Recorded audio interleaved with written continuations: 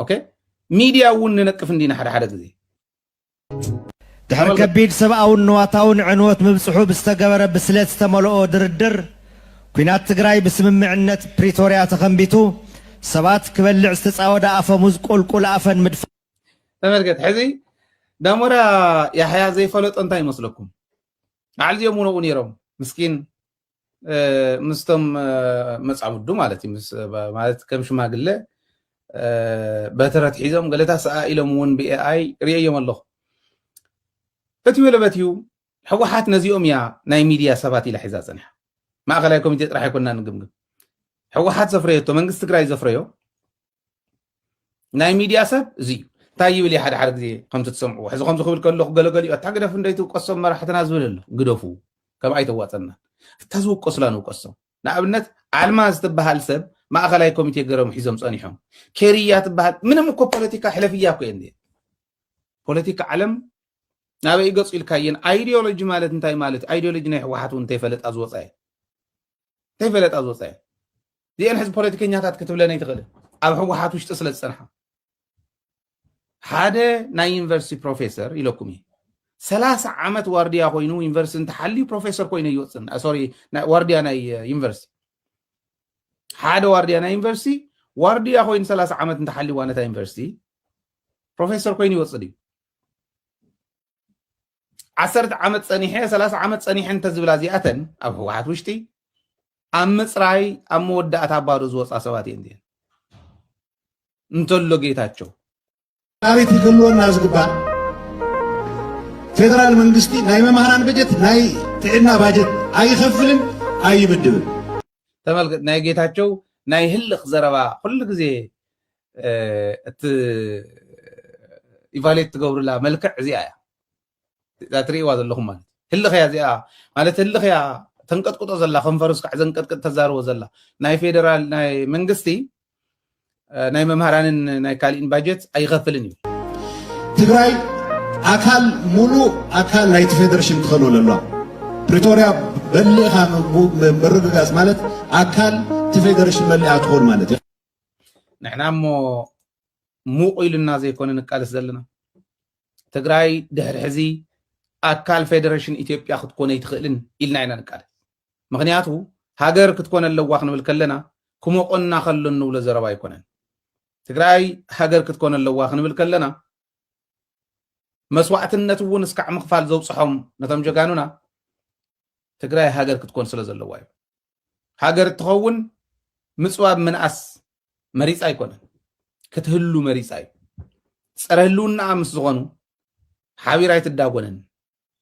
አካል ፌደሬሽን ንምዃን እቲ ፌደሬሽን ማዕረ ክንጥቀመሉ ኣለና ዝብል ተሓሳስባ ሒዝካ ምርከብ የድሊ ስለዚ ክመቆና ከሎ ዘልዓልናዮ ሕቶ ይኮነን ኣይተጌታቸው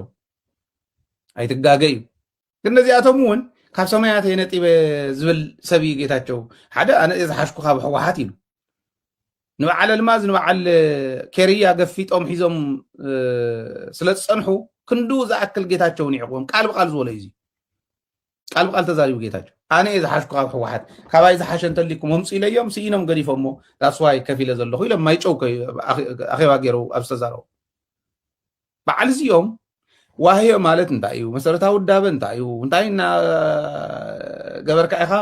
ትምርመር ሕፁይ ኮንካ ትፀንሕ ናይ ውድብ እዚ ብሙሉእ እቲ ፕሮሲጀር ይፈልጥዎ ናይ ጣብያ ናይ ወረዳ ናይ ዞባ ገለና ባለ መራራሕ ይመፅእ ከምቲ ንሱ ዝበሎ ሰኢሎም ካብ ኣዲስ ኣበባ ገፊጦም መምፅኦም እትዮም ሞ ኣትዩ ኣካል ማእኸላይ ኮሚቴ ናይ ሓደ ኣባል ማእኸላይ ኮሚቴ ሕወሓት ኮይኑ እዚ ዘይፈልጥ ሰብ ነቲ ውድብ ኣይዲዮሎጂኡ ዘይፈለጦ ፕሮግራሙ ዘየንበቦ ፕሮግራሙ ዘየለማመደ ይንብሎን መን ይኽውቀስ ዘለዎ ሕወሓት ኣብ ሚድያ እውን ተመፂና መን ይኽውቀስ ዘለዎ ሕወሓት ንምንታይ ናይ ሚድያ ሰብ ኣብ ዝሓለፈ እውን ከም ዝበልናዮ ሕወሓት ከም ውድብ ይትረፍዶ ፅኑዕ ዱልዱል ሚድያ ፅኑዕ ዱልዱል ኣክቲቪስት ወይ ፅኑዕ ዱልዱል ጋዜጠኛ እውን ክተፍሪ ዘይከኣለት ውድብ እያ እዚ ክውቀስሉ እዩ ዘለዎ ተመልከት ኣብ ማእኸላይ ኮሚቴ ዝነበሩ ሰባት እውን ፕሮግራም ሕወሓት ዘይፈልጡ ከምታ ዝረኣኹማ ዝፈረሰት ግምል ትመስል ሰብ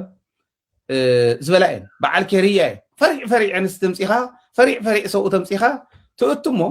እዚኣቶም በቃ ክራባታ ገይሮም እቲኣተን እውን ብደንቢ ለባቢሰን ገለ ይመፁ ማእኸላይ ኮሚቴ ሕወሓት ውሳነ ዝወሰኖ ገለና በልካ 2-3 ሰብ ቅድሚት ኮይኖም ዝወሰንዎን ኢድካ ውፅእ እናተባሃሉ ኢዶም እናውፅኡ ይኸዱ እስካዕ ዝጠቐመቶም ቪኤት እስካዕ ዝሃበቶም ዓጃብ እስካዕ ዝመደበት ኢዶም የውፁ ምስ ወፁ በቃ እንታይ እዩ ዝበለ ናይ ወንጀል ኢንተርፕራይዝ ኢልዎ ጌታቸው እቲኣ እውን 30 ዓመት ሙሉእ እንዳሳቀየ ዝነበረ ኢትብል ነራ ኸይርያ ተሓዝራኹማ ሰበይቲ እውን ከምኡ ትብል በዓል እዚአን ዝፃወታሉ ወፅአን ስለ ሕወሓት ክዛረባ ሕወሓት ኣታ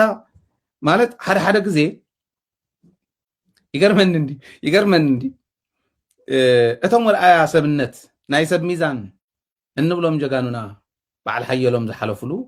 በዓል መለስ ዝሓለፍሉ በዓል ስዩም ዝሓለፍሉ ውድብ ሕወሓት ኢልካ እናፀዋዕካሲ ሕወሓትስ እዚኦም ነይሮም ከዓ ክትብል ከለካ ትድንግፅ ኣነ ደንጊፅ ኣይውድን ኩሉ ግዜ እየ ዝድንግፅ በቃ ኩሉ ግዜ ይድንግፅ ከምዚኦም ዝበሉ ሰባት ከመይ ገይራ ሕወሓት ሒዛ መፅያ ትብል ንሕወሓት ዝነቕፋ በዝዩ ብሱሩ ከዓ ጠጠው የብልን ክትንቀፍ ኣለዋ ካብ ከም ዝበለ ሕማም ክድሕን ኣለዋ ካብ ክዕጅበኒ ዓጀብቲ ስታንት እኮ እዮም እዚኦም ብናይ ኣርት ዘራርባ ዓጀብቲ ብድሕሪት ዘለው ዓጀብቲ እዮም ዓጀብቲ ኣኪብካ 2-3 ሰብ ኮንካስ ዘለዓለም ከም እትነብር ሓላፉ እኮ ኢኻ ክትወድቕ ከለኻስ ንኣብነት እቶም ፅኑዕ ህዝባውነት ሃልይዎም ሕዚ ነቲ ህዝቢ እንተነኣሰ በተዓቕሞም ዘቃልሱ ዘለው ግለሰባት ተወዲኦም እንተዝኾኑ ኩናት መቸም ንኩሉ እንዲመፅዩ ንዕኦም ዝገድፍ ኣይኮነን ንሶም ሞይቶም እንተዝኾኑ ኣልማዝ ድያ ክትመርሓና ነይራታ ኬርያ ድያ ክትመርሓና ነይራ እሱ ኢልኩም ሕሰቡ